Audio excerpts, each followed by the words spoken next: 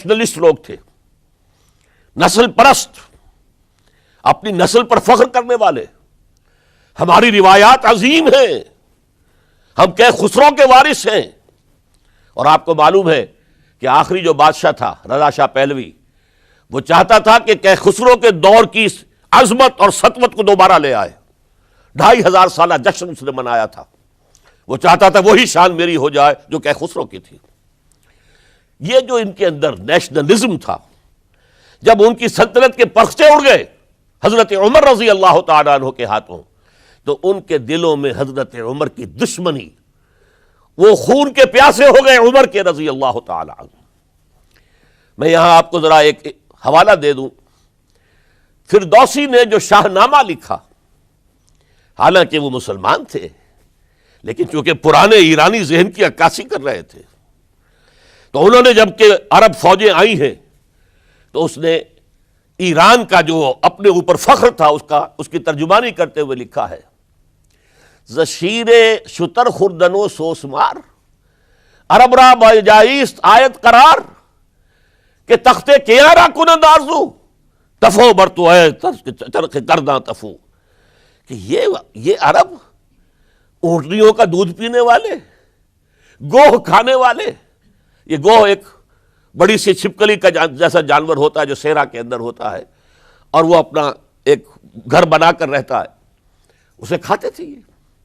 تو یہ گوہ کھانے والے، اونٹنیوں کا دودھ پینے والے عرب، آج ان کی یہ جرت، یہ جسارت، یہ ہمت کہ تخت کیارا کنند آرزو، کہ وہ آج آرزو کر رہے ہیں کہ کئے سلطنت کئے کا تخت جو ہے وہ ہمیں مل جائے.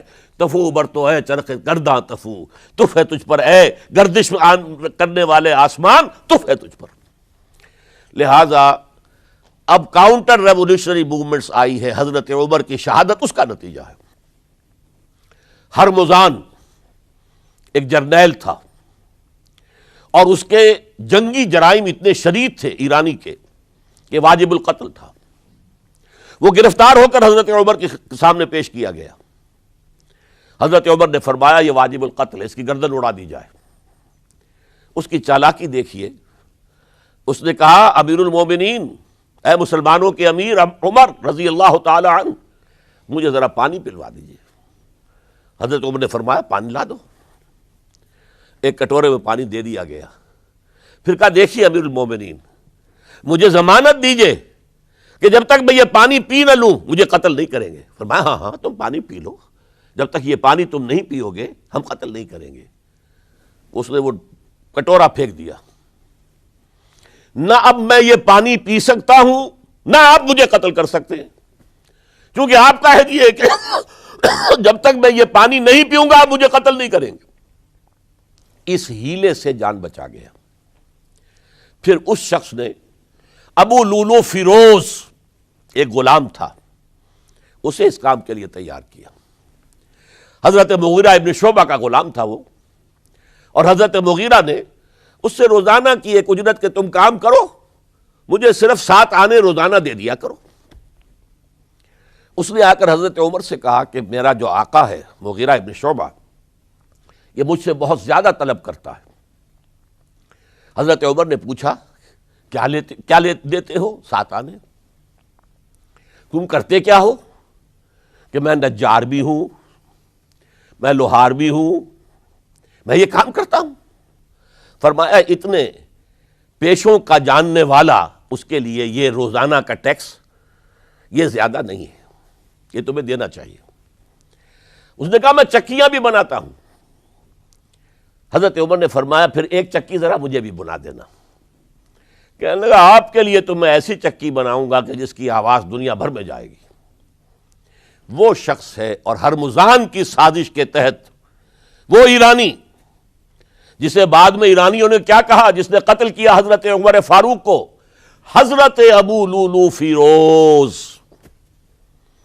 آج بھی ایران میں اس کی قبر کی تفسیریں بکتی ہیں بازار کے اندر. حضرت ابو لولو فیروز وہ آیا ہے مسجد نبوی میں، اور آ کر اس نے جبکہ حضرت عمر رضی اللہ تعالیٰ عنہ امامت فرما رہے حملہ کیا، 5-6 وار خنجر کے کیے. حضرت عمر رضی اللہ تعالیٰ شدید مجروح ہو گئے. یہ انتقام تھا جو عجم نے، وہ سلطنت کے جس کے ٹکڑے ختم ہو گئے تھے، جس کا ٹکڑے کر دیے گئے تھے، اس نے انتقام لیا عالم اسلام سے۔ سمجھا انہوں نے یہ تھا کہ شاید یہ پوری عمارت اسی ایک ستون پر کھڑی ہے، حضرت عمر ہی کے ستون پر کھڑی ہے، اس ستون کو گرا دو گے پوری عمارت گر جائے گی۔ لیکن ثابت ہوا نہیں، یہ محمد کی بنائی ہوئی عمارت ہے صلی اللہ علیہ وسلم، یہ بہت قوی ہے، اس کی بنیادیں بہت مضبوط ہیں، کوئی ذرا سی تریڑ بھی نہیں آئی، ذرا سی تریڑ بھی نہیں آئی۔